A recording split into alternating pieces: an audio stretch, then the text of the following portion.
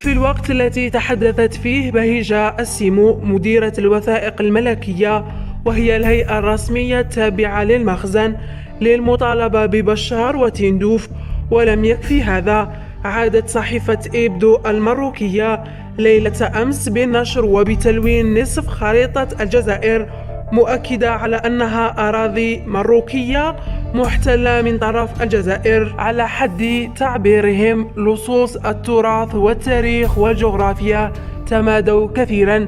لكن يا خوتي، ما يدعو للافتخار أن الجزائر ترد بطريقتها الخاصة.